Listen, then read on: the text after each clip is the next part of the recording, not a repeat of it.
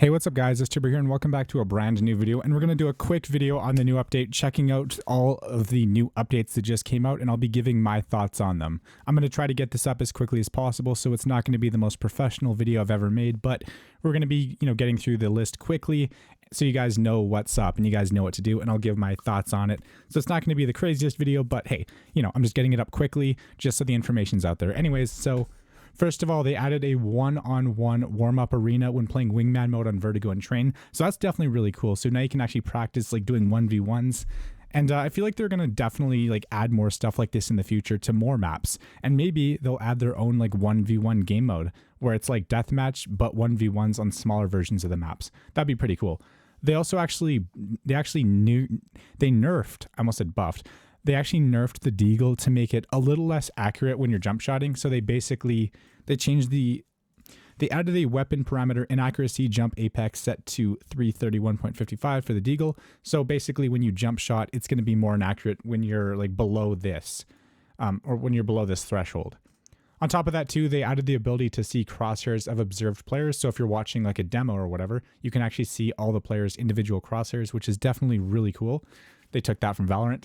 They also added the ability to copy crosshairs of other players through the scoreboard. So that's pretty cool. So if you're kind of curious what the other person is using for their for their crosshair, you can actually enable it now in the menus. And we'll be hopping in game in just a second. And they also added the ability to listen to music kit MVP anthems when inspecting music kits. So now you can actually hear what it sounds like. And then they added a brand new Masterminds music kit box, which has seven different music kits. There's Austin Wintory Backram, there's Daniel Sadowski, Eye of the Dragon, there's Dren Gunman Taco Truck, there's Matt Levine Drifter, there's Sam Marshall Bodacious, there's Tim Wheeling Neo Noir, and then there's Tree Adams and Ben Bromfield Mud Force. So that's kind of cool that there's some new music kits to the game, and there's a brand new case.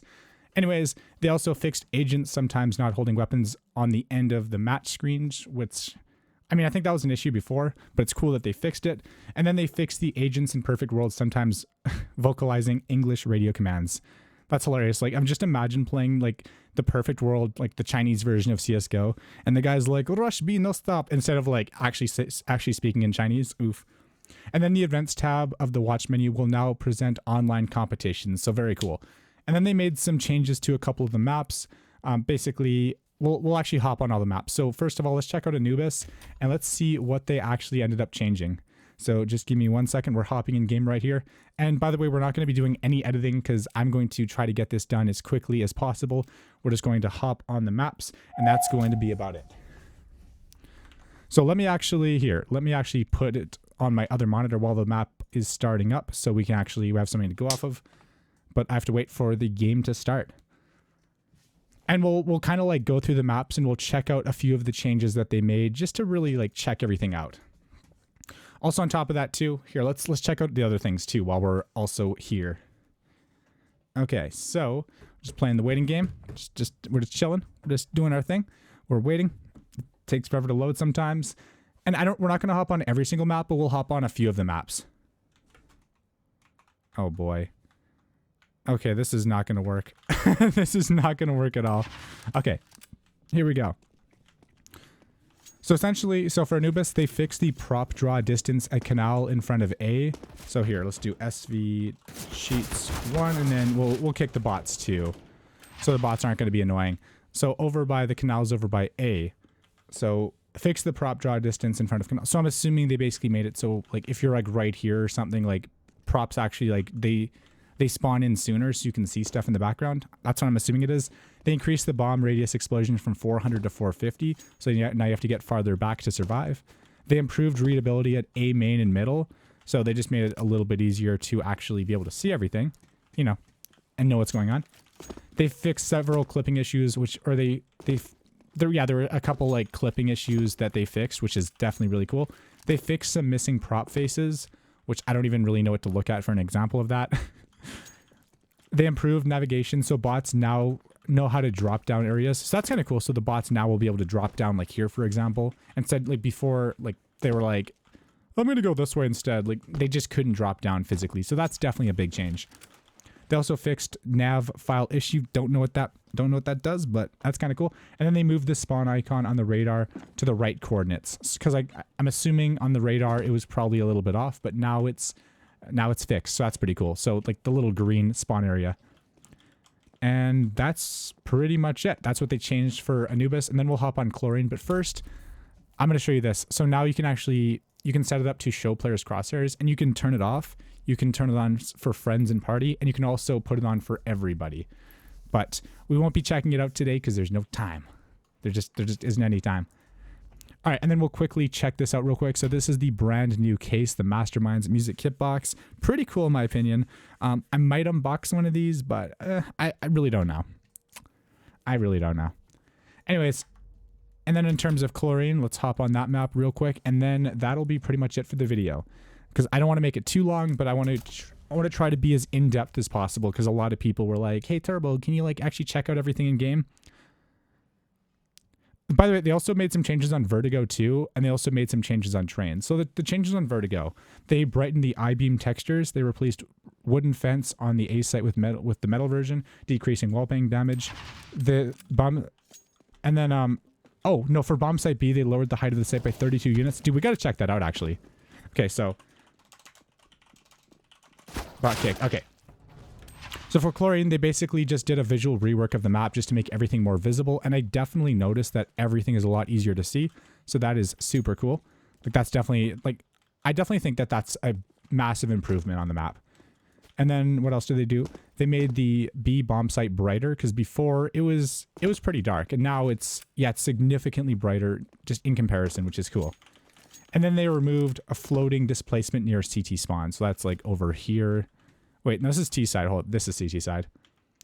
So I guess there was like a floating displacement. I don't know what that is, but yeah, there was something that was basically floating, and now they fixed it. So that's pretty cool. And then we're going to switch to the map Vertigo. Oh, God. DE.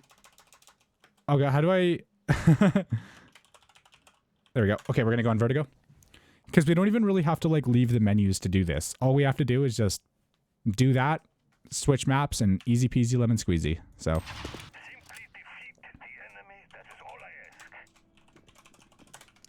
All right, let's... Okay, wow, they made a couple big changes. What the hell? What happened to Vertigo? Like actually, what happened to Vertigo? So, let's go... Because I feel like... So, Vertigo will be the last map that we check out, just because it's the one that had the most significant change, like the most significant rework.